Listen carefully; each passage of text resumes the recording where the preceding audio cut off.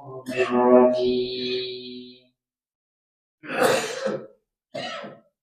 بسم الله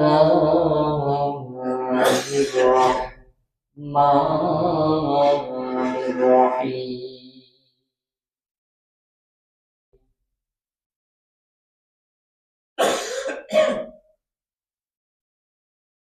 أولئك الذين اشتروا الضلالة بالهدى فما ربحت تجارتهم وما كانوا مهتدين مثلهم كمثل الذي استوقد نارا فلما أضاءت ما حوله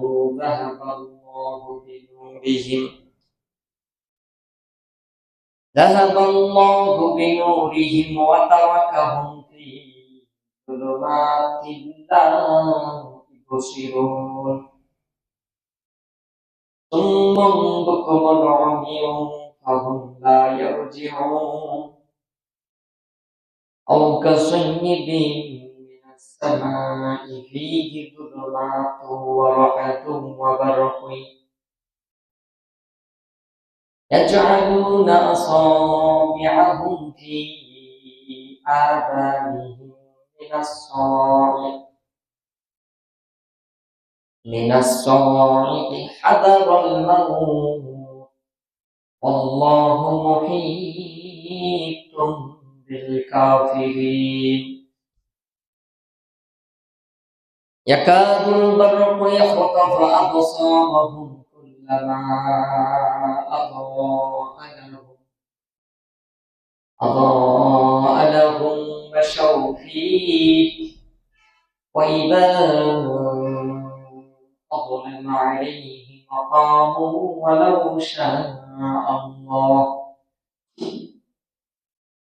ولو شاء الله لذهب بسمعهم وأبصارهم إن الله على كل شيء قدير يا أيها الناس اعبدوا ربكم الذي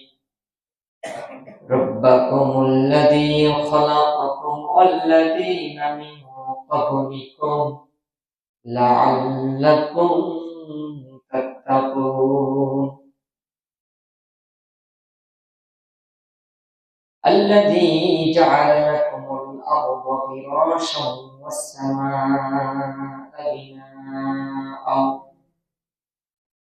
بناء وأنزل من السماء ماء فأخرج به من الثمرات رزقا لكم فلا تجعلوا لله أندادا وأنتم تعلمون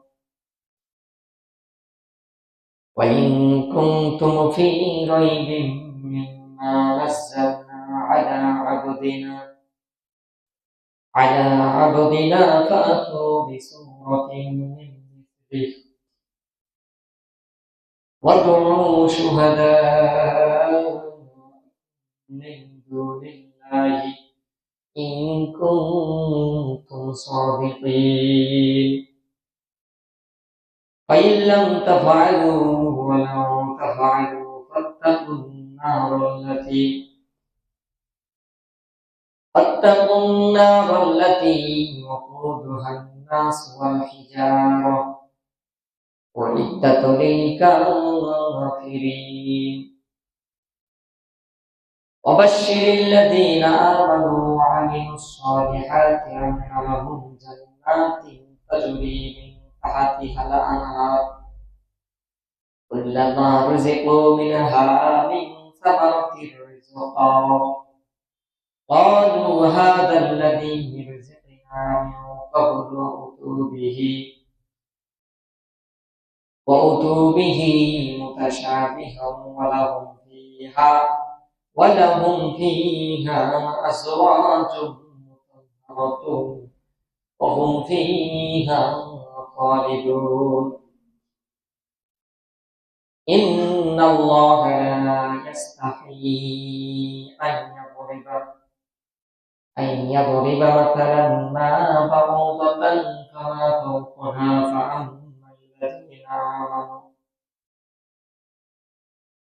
فأما الذين آمنوا فيعلمون أنه الحق من ربهم وأما الذين كفروا فيقولون ماذا أراد الله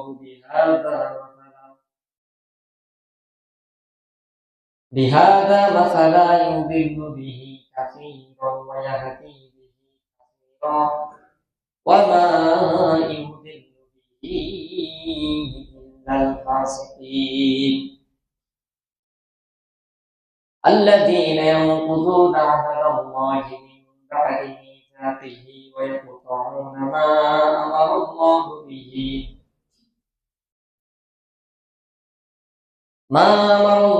به أن يوصل ويفسدون في الأرض أولئك هم الخاسرين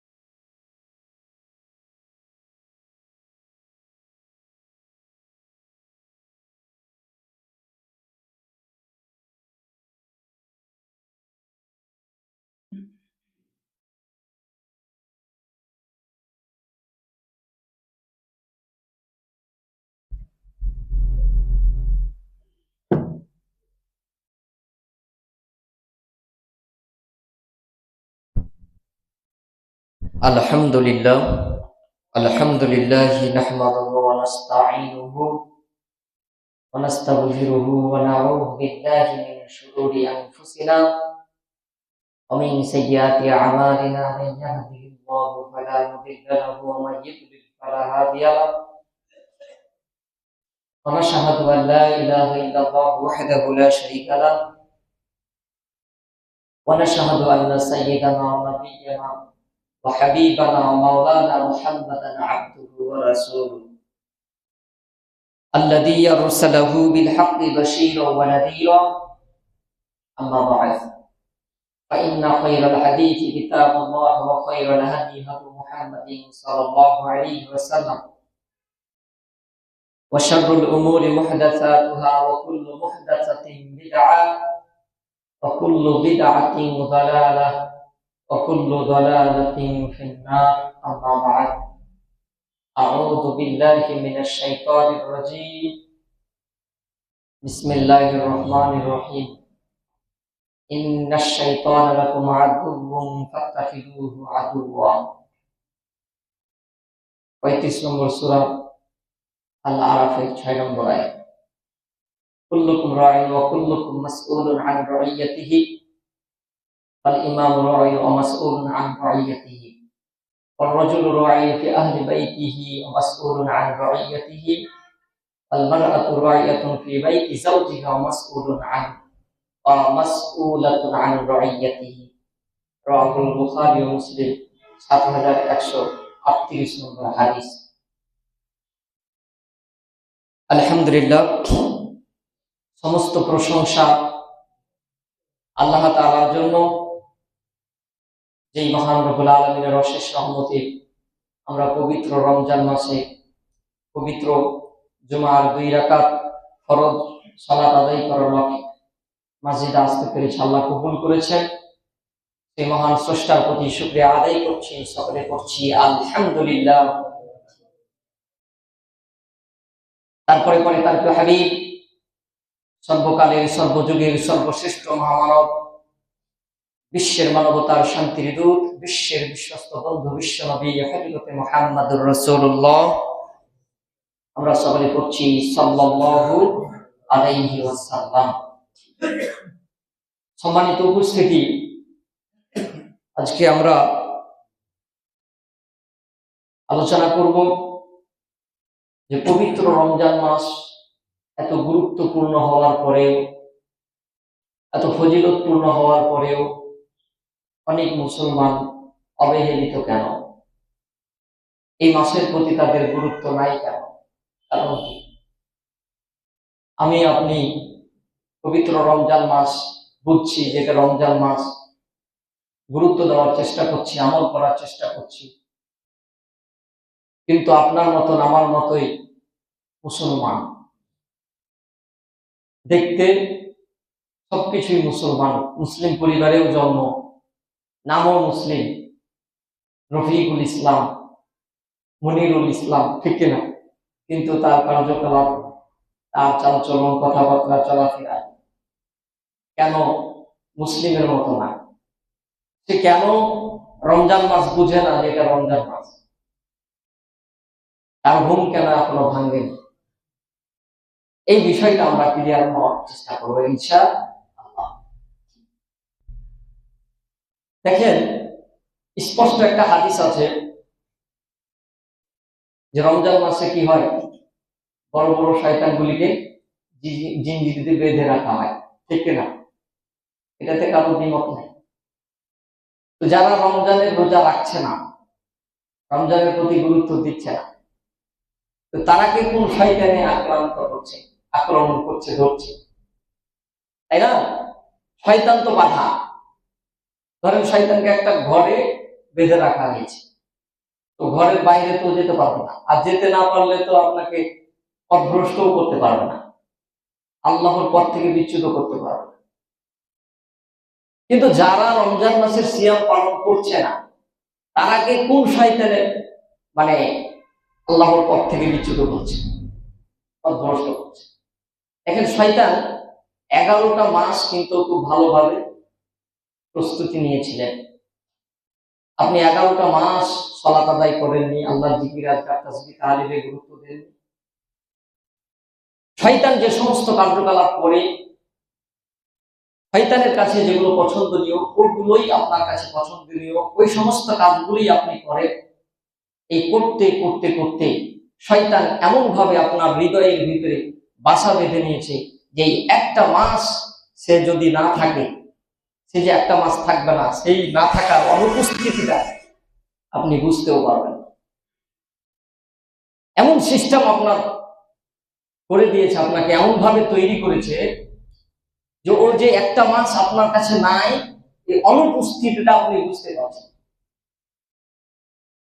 মানে পাপ করতে করতে আপনি নিজেই পাপে পরিণত হয়েছে। এটা একটা কারণ। আমরা কোরআনের দিকে যাই, আল্লাহ কি বলছে?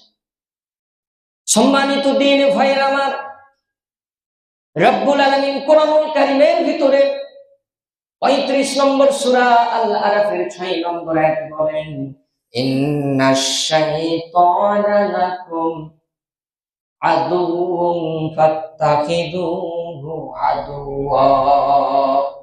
সুবহানাল্লাহ পড়েন। নিশ্চয় শয়তান তোমাদের শত্রু, সুতরাং তাকে তোমরা শত্রু হিসাবেই গ্রহণ করো।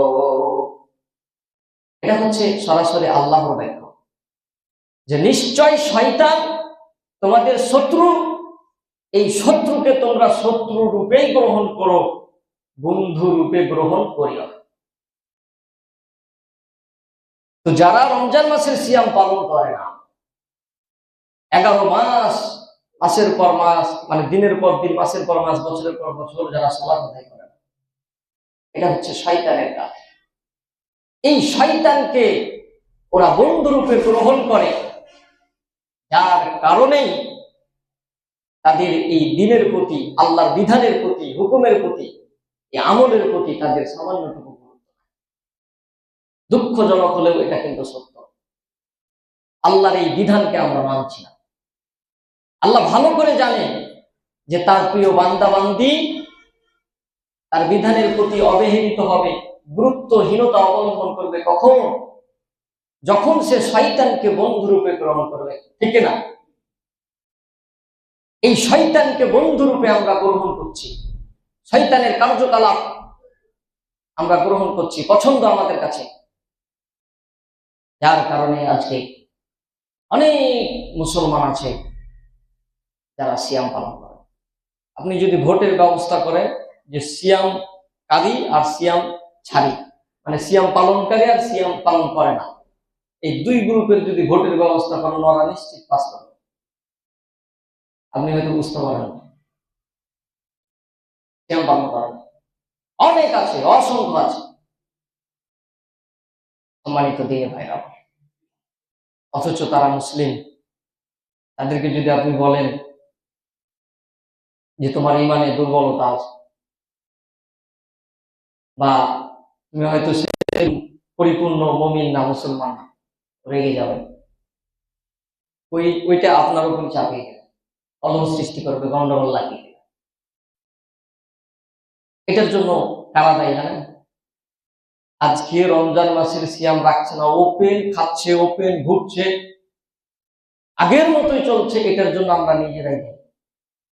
আপনাকে আমি সত্য কথা বললাম। আল্লাহ বলছেন ইয়ামুরুনা বিল মারুফ ওয়া ইয়ানহাউনা আনিল মুনকার। এটা সরাসরি আল্লাহর বাক্য। তোমরা ভালো কাজের আদেশ করো, অন্যায় কাজের নিষেধ করো। এখানে আদেশের কথা বলা হয়েছে। যে রোজা রাখবে না তাকে বলতে হবে রোজা রাখতে হবে, এটা আদেশ। আর রোজা রাখবে ভাই, কেন রাখিস না, এটা হচ্ছে পরামর্শ।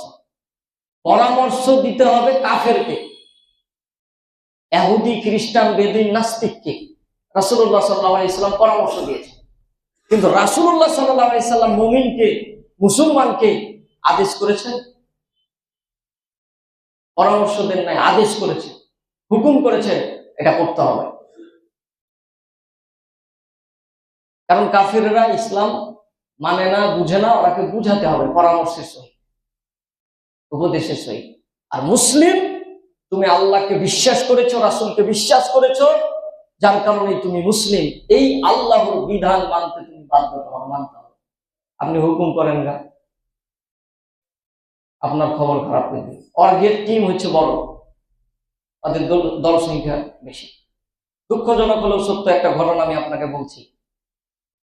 কোনো একটা জায়গার নাম বলবো না, যারা খবর দেখছেন, শুনছেন, সংবাদ পড়ছেন, তারা অবশ্যই হয়তো জানেন বাজার যে কমিটি থাকে, এই কমিটির লোক তারা চিন্তা ভাবনা করলেন যেহেতু রমজান মাস, Ramadan is the most significant month, Ramadan সবচেয়ে গুরুত্বপূর্ণ মাস, ঠিক না? এই মাস যেহেতু গুরুত্বপূর্ণ মাস, এই মাসে অন্তত 11টা মাসই তো বোর্ড খেলছে, টেলিভিশন দেখছে, তো ওই অন্তত তার আগের সময়তে যাতে কি হয়, বোর্ড খেলাটা বন্ধ থাকে, টেলিভিশনটা বন্ধ থাকে। বাজার কমিটির লোক এটা মানে বাজারের দোকানপাটকে বলে দিয়েছে, দোকানদাররাকে বলেছেন। এদেরকে বাহবা না দিয়ে এই কথা কিন্তু উপর মহলে গেছে। উপর মহলের লোকেরা বলছে যে রমজান মাসে তারাবির সময় বোর্ড খেলা বন্ধ, টিভি দেখা বন্ধ, এই হুকুম, এই নির্দেশ তারা দেওয়ার সাহস পেল কোথায়? এটা তো সংবিধানে নাই। আপনি দেখেন, চিন্তা করেন কোন কোয়ালিটির কথা, কেমন কথা।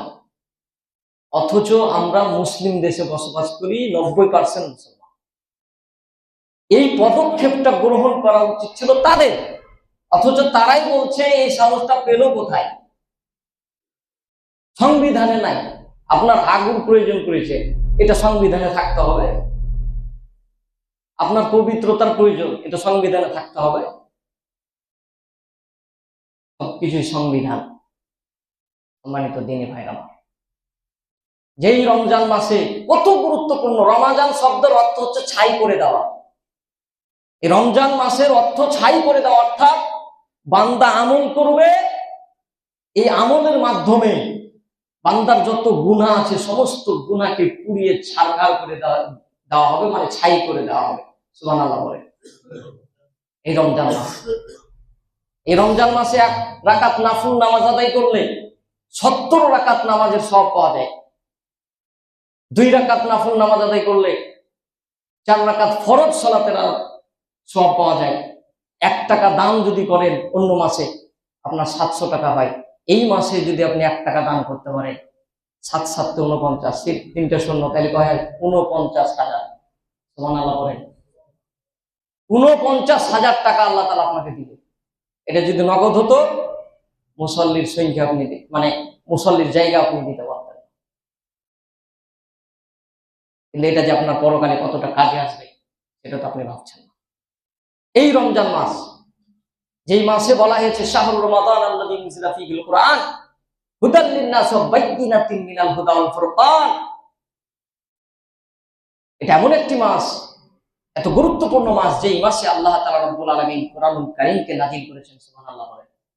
এই কোরআন গোটা মানব জাতির জন্য বিধান স্বরূপ, হেদায়েত স্বরূপ, সব কিছু এই কোরআনের সমাধান করা হয়েছে। তো সেই রমজান মাসে তারা তো এরকম পদক্ষেপ নিতেই পারে, তাদেরকে পুরস্কৃত করুন, বাহবা দিন, প্রশংসা করুন। তা না করে তাদেরকে কি হুমকি দেওয়া হচ্ছে।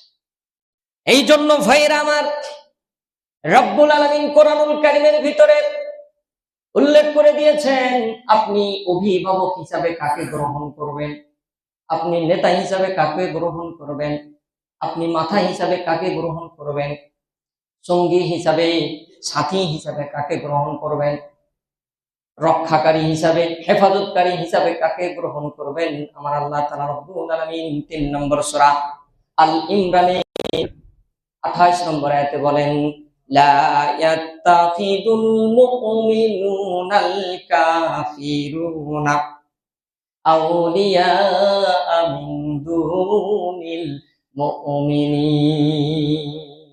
সুবহানাল্লাহ পড়ে। মুমিনেরা যেন মুমিনকে ছাড়া কাফিরদেরকেই অভিভাবক হিসাবে, নেতা হিসাবে গ্রহণ না করে। এখানে স্পষ্ট আউলিয়া, এই আউলিয়া শব্দটা হচ্ছে বহু বচন, আর এক বচন হচ্ছে অলি। এই অলি শব্দের অর্থ হচ্ছে বন্ধু, সঙ্গী, নেতা, অভিভাবক, রক্ষাকারী, হেফাজতকারী।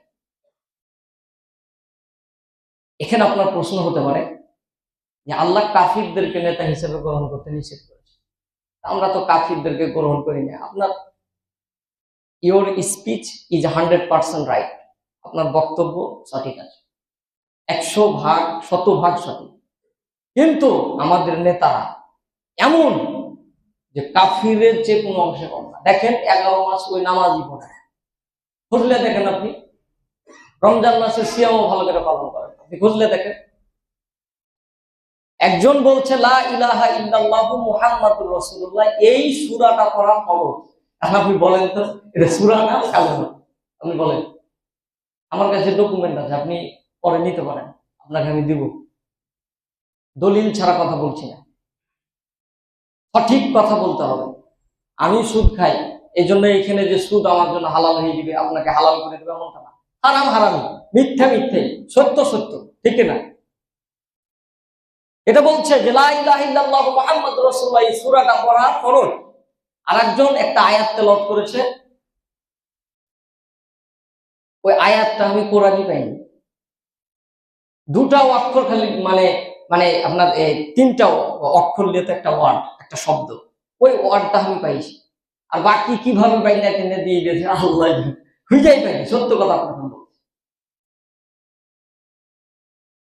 সম্মানিত দিনী ভাইয়ের আমার, যদি ইসলামিক মাইন্ড হয়, ধর্মীয় শিক্ষা থাকে, তাকওয়া থাকে, পরকালীন জবাবদিহিতার ভয় যদি থাকে, তাহলে এই সব বিষয়ের প্রতি অবশ্যই গুরুত্ব দিবে।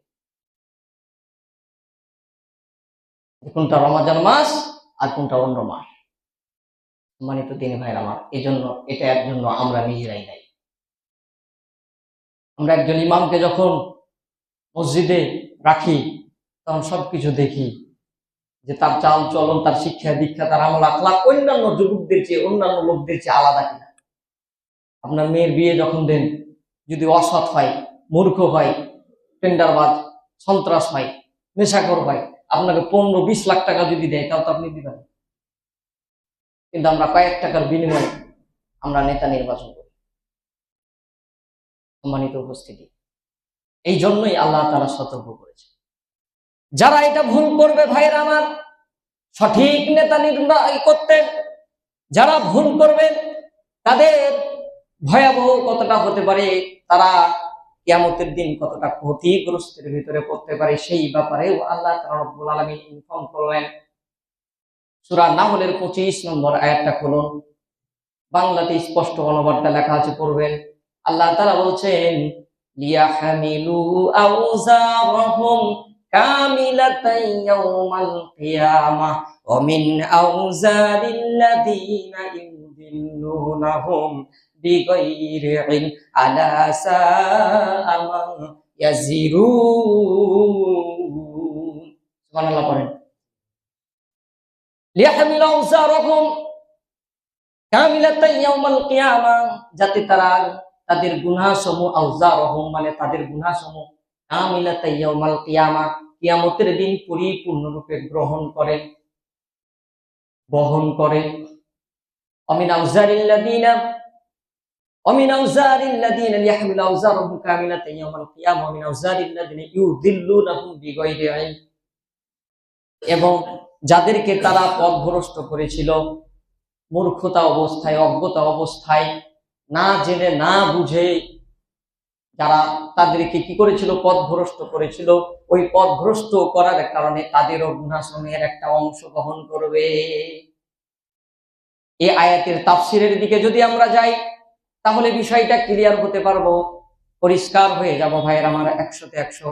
এই আয়াত আল্লাহ তাআলা কেন নাযিল করলেন? নাযিল হওয়ার কারণ হচ্ছে রাসূলুল্লাহ সাল্লাল্লাহু আলাইহি ওয়াসাল্লাম যখন মক্কায় কাফিরদের কাছে তাওহীদের কথা বলতেন, ইসলামের কথা বলতেন, দ্বীনের কথা বলতেন, ইসলাম গ্রহণ করার জন্য পরামর্শ দিতেন, তারা যে ভুল পথে আছে, ভ্রান্ত পথে আছে, এটাকে বুঝাতেন, তখন ওই কাফির নেতারা মানে যাদেরকে বুঝাতেন তারা অনেকেই ইসলাম গ্রহণ করতেন, আবার অনেকেই তাদের নেতাদের ভক্ত। ওই নেতার ভক্ত হওয়ার কারণে তারা চিন্তা করতেন আর কথা শুনে হবে না, নেতার কাছে আগে জিজ্ঞাসা করব, আমাদের প্রধানের কাছে জিজ্ঞাসা করব, অভিভাবকদের কাছে জিজ্ঞাসা করব, তারপরে সিদ্ধান্ত নেব। এই বলে কাফির নেতা আবু জেহেল, আবু লাহাব, আবু সুফিয়ান, এই যে কাফির নেতারা ছিলেন, এদের কাছে গিয়ে জানতে চাইতেন যে মুহাম্মদ আমাদেরকে এভাবে বুঝাচ্ছেন, এটা কতটুকু সঠিক। তখন তারা বলতেন, ওর কথাই মনোযোগী হওয়া যাবে না, ওর কথাই কান দেওয়া যাবে না, ও পাগল হয়ে গেছে। নাউজুবিল্লাহ বলেন, ও পাগল হয়ে গেছে, ওই আমাদের নেতা হওয়ার জন্য ও পাগল হয়ে গেছে, ওই মক্কার প্রধান হতে চায়, ওই জন্য এগুলো ষড়যন্ত্র। আর কিছু জাদু বিদ্যা শিখেছে, ওই জাদু তোমাদেরকে দেখাইছে, ওই জাদুর প্রতি তোমরা আকৃষ্ট হয়েও না। তাই তো ঠিক আছে, এই যে থেকে গেল। তাই আল্লাহ তাআলা কি করলেন, এই আয়াত নাযিল করে জানিয়ে দিলেন যে তোমরা যে গুনাহ করছো, এই গুনাহ তো তোমরা বহন করবেই, এটি সন্দেহ নাই, কিয়ামতের দিন বহন করবে। আর যাদেরকে পথভ্রষ্ট করেছো, বিগাইরি ইলম ইউদিল্লুনাহুম বিগাইরি ইলম, ইলম ছাড়া, না জেনে না বুঝে, মানে নবীজি সম্পর্কে জানার চেষ্টা করে, না জেনে কি করেছে, যারা পথভ্রষ্ট করেছে, এই পথভ্রষ্ট করার কারণে, ওদেরকে সাপোর্ট করার কারণে, মানে নবীজিকে নেতা হিসাবে গ্রহণ না করে ওদেরকে গ্রহণ করার কারণে, ওই নেতা যত প্রকার আকাম কুকাম করবে, সমস্ত আকাম কুকামের একটা অংশ, গুনাহের একটা অংশ আল্লাহ তাআলা কি করবেন, দিয়ে দিবে। এই জন্য এটা হচ্ছে আমাদের ইমানি দায়িত্ব। প্রত্যেকটা মানুষকে আল্লাহ দায়িত্বশীল করে সৃষ্টি করেছে। যদি আমরা ভুল করি তাহলে এই দায়িত্ব সম্পর্কে আপনাকে কিয়ামতের দিন জিজ্ঞাসা করা হবে। আমি আলোচনার শুরুতে একটা হাদিস পড়েছি, বুখারী ও মুসলিম শরীফের হাদিস। হযরত আব্দুল্লাহ ইবনে ওমর রাদিয়াল্লাহু তাআলা আনহু থেকে বর্ণিত, তিনি বলেন রাসূলুল্লাহ সাল্লাল্লাহু আলাইহি সাল্লাম বলেছেন, রাসূলুল্লাহ সাল্লাল্লাহু আলাইহি সাল্লামকে আমি বলতে শুনেছি, তিনি বলেছেন, কুল্লুকুম রাঈন ওয়া কুল্লুকুম মাসউলুন আন রাইয়াতিহি। ভাইরা আমার, রাসূলুল্লাহ সাল্লাল্লাহু আলাইহি সাল্লাম বললেন, কুল্লুকুম রাঈন ওয়া কুল্লুকুম মাসউলুন আন রাইয়াতিহি। প্রত্যেক মানুষই হচ্ছে দায়িত্বপ্রাপ্ত, এবং তাকে তার দায়িত্ব যে সম্পর্কে, যে বিষয়ে সে দায়িত্বে ছিল, ওই বিষয় সম্পর্কে কিয়ামতের দিন তাকে কি করা হবে, জিজ্ঞাসা করা হবে। ফাল ইমামু রাঈন ওয়া মাসউলুন আন রাইয়াতিহি। শাসক তার প্রজাদের ব্যাপারে দায়িত্বশীল, এই শাসককে তার প্রজাদের সম্পর্কে কিয়ামতের দিন জিজ্ঞাসা করা হবে।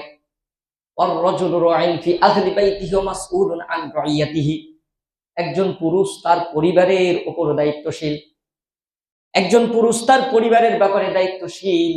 এই পুরুষকে তার পরিবার সম্পর্কে কিয়ামতের দিন জিজ্ঞাসা করা হবে। ওয়াল মারআতু রাইয়াতুন ফি বাইতি যাওজিহা ওয়া মাসউলাতুন আন রাইয়াতিহি। একজন নারী তার স্বামীর ঘরের ব্যাপারে দায়িত্বশীল, ওই নারীকেও কিয়ামতের দিন জিজ্ঞাসা করা হবে। ভাইরা আমার, এইরকম ভাবে যে যেই দায়িত্বপ্রাপ্ত প্রত্যেক দায়িত্বশীলকে কিয়ামতের দিন জিজ্ঞাসা করা হবে। যখন জিজ্ঞাসা করা হবে, এই ব্যক্তি কি উত্তর দিবেন, এই ব্যক্তি এর অবস্থান কেমন হবে, সেই ব্যাপারেও আমার আল্লাহ তাআলা রব্বুল আলামিন কোরআনুল কারীমের ভিতরে নোট করলেন। 36 নম্বর সূরা ইয়াসিনের 65 নম্বর আয়াতটা খুলুন। আল্লাহ তাআলা বলেন, আল ইয়াউমা নাখতিমু আলা আফওয়াহিহিম ওয়া তুকাল্লিমুনা আইদিহিম ওয়া তাশহাদু আরজুলুহুম বিমা কানু ইয়াকসিবুন। সুবহানাল্লাহ পড়েন। ভাইরা আমার, যখন আপনাকে জিজ্ঞাসা করা হবে, বান্দা তোমাকে যে আমি দায়িত্ব দিয়েছিলাম, এই দায়িত্ব তুমি কতটুকু পালন করেছিলে, তুমি আমার বিধানের প্রতি কতটুকু গুরুত্ব দিয়েছিলে। আমি তখন সুন্দরভাবে কৌশল অবলম্বন করে মিথ্যা কথা বলবো, কারণ পৃথিবীতে মিথ্যা কথা বলে অনেক জায়গায় আমরা পার হয়ে গেছি, অনেক কিছু অর্জন করতে সক্ষম হয়েছি, মনে করেছি আজকেও কাজ করব, পার হয়ে যাব।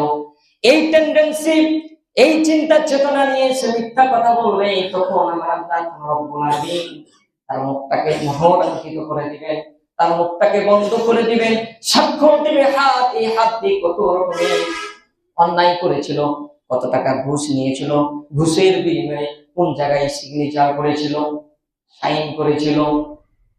সাক্ষ্য দিবে পা, এই পা দিয়ে হেঁটে হেঁটে কোন বাড়িতে গিয়ে তার কথা শুনে অগ্নিসংযোগ ঘটিয়েছিল, কার গাড়ি বাড়ি ভাঙচুর করেছিল, তাকে হত্যা করেছিল, যত প্রকারের আকাম কুকাম করেছে, যত প্রকারের অন্যায় করেছে, সব কিছুই আল্লাহর সামনে স্পষ্ট করে দেবে।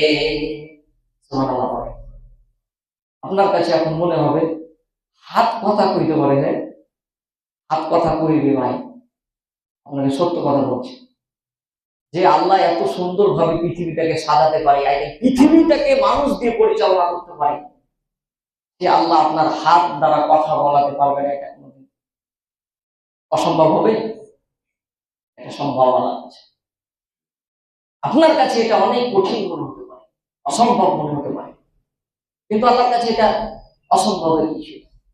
দেখেন, আজ থেকে 40 বা 50 বছর আগে যদি বলা হতো মানুষকে যে এমন একটা যন্ত্র আসবে, যেই যন্ত্র প্রত্যেকটা মানুষের হাতে থাকবে, আর ওই মানুষ তার প্রয়োজন পার্সনের সাথে দেশ বিদেশে কথা বলতে পারবে, এমনকি দেখতে পারবে, এই কথাটা যদি বলা হতো, আপনাকে পাগল ছাড়া কিছু বলতো না। এটা অসম্ভব তখনকার মানুষের কাছে, এটা বিশ্বাস করতো না। কিন্তু এই যে স্মার্টফোন, ওই যন্ত্র যেটার কথা বলছি, চলে এসছে আপনার হাতে, আমার হাতে।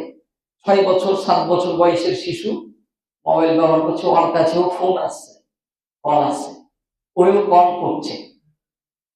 দেখেন, এটা তো অসম্ভব ছিল একটা সময়, কিন্তু এটা তো সম্ভব হয়েছে। মানুষকে জ্ঞান দিয়েছে কতটুকু আপনি জানেন? সহিহ বুখারী ও মুসলিম শরীফের হাদিস, একটা ঘটনা আমি বলেছিলাম, যে হযরতে খিজির আলাইহিস সালাম ও হযরতে মূসা আলাইহিস সালামের ঘটনা। তিনারা আপনার সমুদ্র পাড়ি দিচ্ছেন, সমুদ্র পথে মানে তীরে চলছে, এমন সময় একটা পাখি এসে ঠোঁটে পানি নিয়েছিলেন। তো খিজির আলাইহিস সালাম মূসা আলাইহিস সালামকে বলছেন, হে মূসা, তুমি কি জানো তো কি এই যে পাখিটা সমুদ্র থেকে পানি নিল, এই পানিটুকু বাড়াবো পৃথিবীতে যত মানুষ এসেছেন, যত মানুষ আছেন, যত মানুষ আসবেন, সমস্ত মানুষকে আল্লাহ তাআলা এই জ্ঞান দিয়েছেন। আল্লাহর কাছে কি এই জ্ঞানটুকু, আল্লাহর জ্ঞানের কাছে সমস্ত মানুষের জ্ঞান, মানে যত মানুষ আসে, এসেছিল এবং আছে, এবং যত মানুষ আসবে, সমস্ত মানুষের জ্ঞান আল্লাহর কাছে ওই পানি ফোঁটাটুকু সমান, সমান করে, তার চেয়েও কম, সমান বললে ভুল নেই। মানে সমুদ্র যদি বলি যে সমুদ্রের পানির পরিমাণ আল্লাহর জ্ঞান, এটা ভুল হবে। এবং তার চেয়েও সমুদ্রের পানি হয়তো নির্দিষ্ট হয়ে যেতে পারে, কিন্তু আল্লাহর জ্ঞান নির্দিষ্ট, সীমাহীন। আপনি চিন্তা করেন, এক ফোঁটা পানি বাড়ানো, সমস্ত মানুষের জ্ঞান ওই পানির সাথে আল্লাহর জ্ঞানের সাথে কোনো তুলনা হবে না। হয়তো বিষয়টা বুঝতে পেরেছি। এইটুকু জ্ঞান দিয়ে যদি, এই সামান্যটুকু জ্ঞান দিয়ে যদি, এখনো তো মানুষ আসে, মানুষ এত কিছু করতে পারে, আর লাফালিং ক্রিং বিং দেখলে আপনি মানে আপনার কাছে আশ্চর্য হয়ে যায়। আল্লাহর কাছে এগুলা কি বলেন? আল্লাহর কাছে কোনো ব্যাপার না, সবকিছু সম্ভব। আপনার আমার হাত পা অঙ্গ প্রত্যঙ্গ কান চোখ সবকিছু আল্লাহর কাছে যখন সাক্ষী দিবে, তখন আপনি বুঝতে পারবো যে কি ভুলটা করেছি। তো যা হোক, সময় পার হয়ে গেছে, তারপরে বোঝানোর চেষ্টা করেছি। আমাদেরকে যতটুকু শুনতে হবে ঠিক ততটুকু আমল করে আমলে পরিণত করতে হবে। এটা হচ্ছে মানে শুদ্ধ আর কি। শোনার পরে যদি আমলে পরিণত না করতে পারি, তো বরঞ্চ গুনাতে পরিণত হবে। আল্লাহ তুমি আমাদেরকে আমল করার তৌফিক দান করো, সকলে বলি আমিন। আল্লাহ এই পবিত্র রমজান মাস যারা সিয়াম পালন করে না, আল্লাহ তুমি তাদেরকে হেদায়েত দান করো, সবাই বলি আমিন। রমজান মাসের প্রতি যাতে তারা গুরুত্ব দেয়, আল্লাহ তুমি তাদেরকে কবুল করো, সবাই বলি আমিন। রব্বুল আলামিন তুমি আমাদেরকে সুস্থ রাখো, সুন্দর রাখো, ইমানের সাথে রাখো, সবাই বলি আমিন। এই যে ইফতারি ব্যবস্থা করেছেন, এটা খুবই গুরুত্বপূর্ণ, খুবই ফজিলতপূর্ণ। যতদূর পারবেন চেষ্টা করবে নিজে ইফতারি করবে, অন্যকে ইফতারি করাবে। আর আরেকটা বিষয় ক্লিয়ার করি, যারা সিয়াম রাখছেন না যদি ইফতারি করে, এটা খুবই খারাপ। আমরা আল্লাহর হুকুমের জন্য ওয়েট করি, যথেষ্ট চেষ্টা করি 1 সেকেন্ড আগে যাতে কি রোজা না ভাঙে, চেষ্টাই থাকে। আল্লাহর হুকুম হবে, সাথে সাথে ইফতারি করবো। আপনি বাড়িতে 3 বার 4 বার খেয়েও যদি আপনি ওয়েটটা করেন, তাহলে আপনি কি করছেন আপনি বুঝতে পারছেন কি? এটা খেয়াল রাখবেন। আপনি খেয়ে নেবেন, কি দরকার ওয়েট করা? আল্লাহর সাথে এরকম ধোকাবাজি কেন? আমরা এগুলো গুরুত্বই দিই না, এগুলো মানে কোনো ব্যাপারই না, মানে কোনো বিষয় না তার কাছে। সবকিছু এত সহজ ভাবে লেনতে নেই। সম্মানিত দিনী ভাইরা আমার, গুরুত্ব দিয়ে যিনি ইফতারি করাচ্ছেন তিনার খুব আশা, তিনি অবশ্যই ঠকবে না, কিন্তু ঠকবেন আপনি। আল্লাহ তুমি আমাদের সকলকে বোঝার তৌফিক দাও, সবাই বলি আমিন। এগুলি আমি আমার সংক্ষিপ্ত আলোচনা করতে পারলাম। সুবহানাকাল্লাহুম্মা ওয়া বিহামদিকা আশহাদু আল্লা ইলাহা ইল্লা আনতা আস্তাগফিরুকা ওয়া আতুবু ইলাইক। আসসালামু আলাইকুম ওয়া রাহমাতুল্লাহ।